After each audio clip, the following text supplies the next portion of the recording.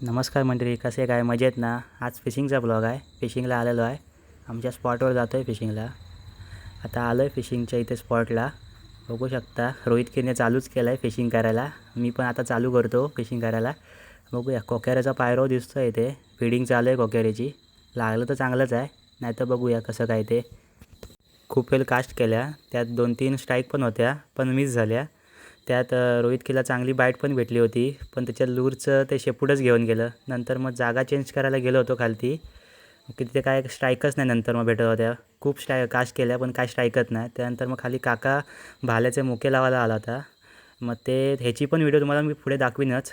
आता एवढंच बघा. नंतर मग कास्टिंग चालूच होती आमची. काय तिथे काय स्ट्राईकच भेटत नव्हत्या. खूप कास्टिंग केल्या. काय पायरव तर भरपूर दिसत होता इथे. दिसतंय तुम्हाला पण कोकेरची फिडिंग किती आहे ती. त्यानंतर मग स्पॉट चेंज करून पुलाखालती गेलो होतो. पुलाखालती ती पण भरपूर कोकेरची फिडिंग चालू होती. आमची कास्टिंग सुरूच होती, पण हुक तर काय होतच नव्हतं. तेवढ्यात रोहितचा लूर पण अडकला खालती.